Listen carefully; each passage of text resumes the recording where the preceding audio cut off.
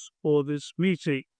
And the working title of this meeting is Not Snappy: Political Institution, Economic Structures and Social Systems Revive and Reform, which could be summarized as Bangladesh Revive and Reform.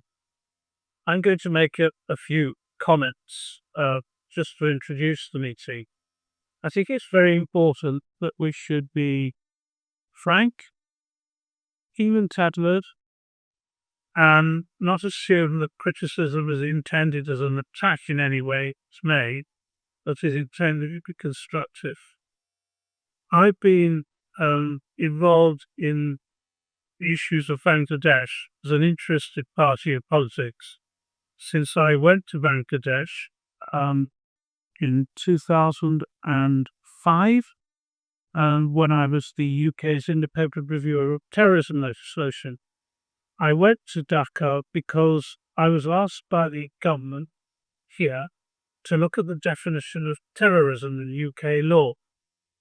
So I had a very clever researcher spend a lot of time going through every single counter-terrorism law in the world.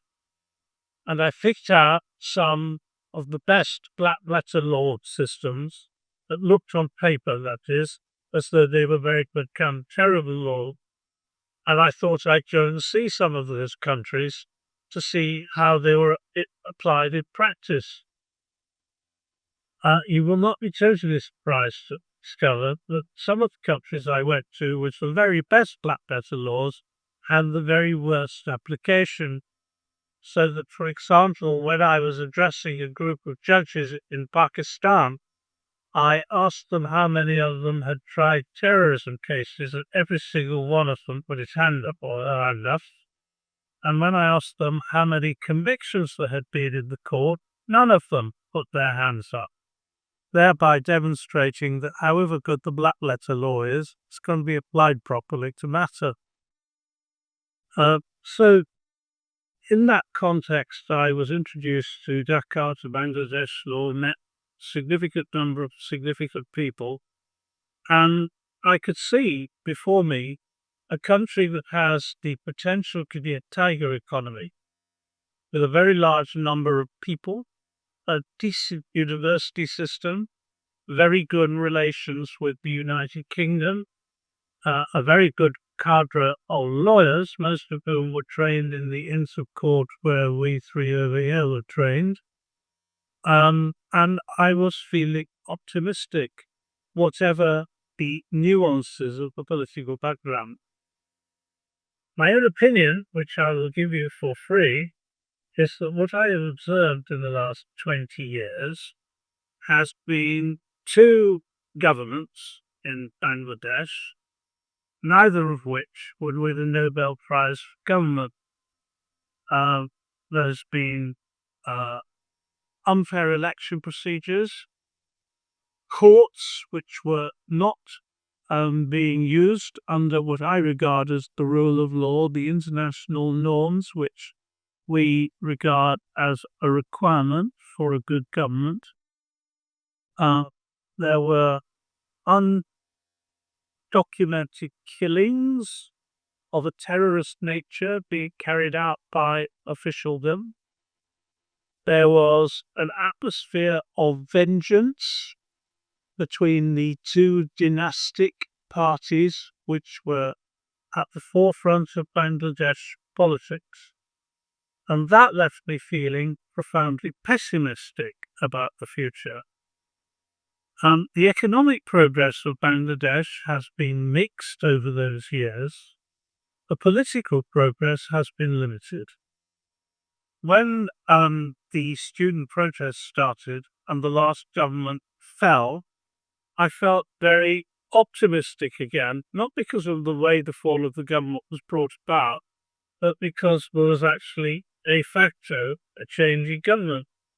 And I thought that the interim leader, Mohammed Yunus, was a good choice, and I still believe that he is strongly motivated to produce a true rule of law government for Bangladesh, and that the consequences of that, if it happens, would be the beginnings, at least, of an economic spurt, which would bring Bangladesh into that group which one could describe as tighter economies.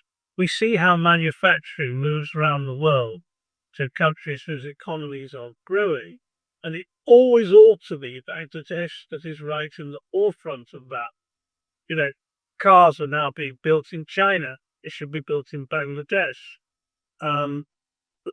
The expensive clothing of the world for the designer labels is being made in China and Romania and Albania and other countries where the economies are growing.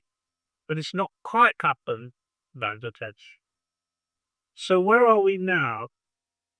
My personal view is that I know that there are a number of extremely well-motivated politicians in Bangladesh who share the broad aims that I have given and which I ascribe to Muhammad Yunus. I also think that there are a number of real problems that have since the change, since the fall of the Awami League government. There have been extrajudicial killings. The election, if it takes place, of Flan is likely to be very far from free and fair, and the exclusion of a large political party, whatever it has done in the past, as a party, not the individuals, as a party, is probably a big mistake. In my view, there should have been, as I and others on Kane alongside me certainly have so advised, a Truth and Reconciliation Commission, such as there was in Northern Ireland, for example, and in South Africa, Rwanda, in which people who should not be able to stand in the elections should be disqualified. But if there is a political party that has candidates who wish to stand who are not disqualified, they should be allowed to stand. And the danger is that if that doesn't happen, we'll just swing back to where we were. And that is not what we want. I'm very concerned about the tribunal that tried Sheikha Hasina. Let's assume that Sheikha Hasina is guilty of everything she was accused of. Even so, she's entitled to a fair trial. And a fair trial does not include refusing her the opportunity to charge her own counsel to appear for a back trial. It should not include a failure to disclose all the evidence in a way that can be absorbed by her lawyers and met with evidence if they have it. And I fear that the way in which this criminal process is taking place is actually very dangerous for the future of Bangladesh.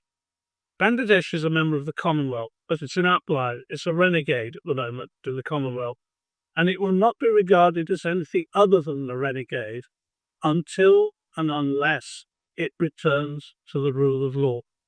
So there should be a Truth and Reconciliation Commission.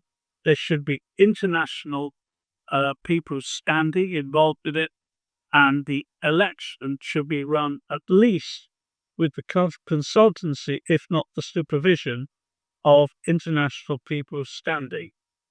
That happens, there is a reasonable prospect of the dynastic cycle being broken. I'm not suggesting that the Awami League or the BNP shouldn't fight election, but they must appear much more like political parties than they are. And I also believe that the country, Bangladesh, should enter fully back into the Commonwealth and obtain all the support it could from the Commonwealth. Is no longer about the United Kingdom, really. It's about all those nations that sit round one table who are prepared to help one another in many ways. And I think that would be the key, part of the key, to a better future for Bangladesh. So the purpose of having meetings like this, in which everybody is free to express their view and have expressed mine frankly, and the key to meetings like this is for people to be able to talk and to take the messages from a meeting like this back to your contacts in Jakarta to try and ensure that they realise that what they're doing at the moment is not meeting the ambitions of Muhammad Yunus when he was called in to save his country. At the moment, he looks like tragedy, not like a saviour, but he can still be a saviour. Those are my opening comments.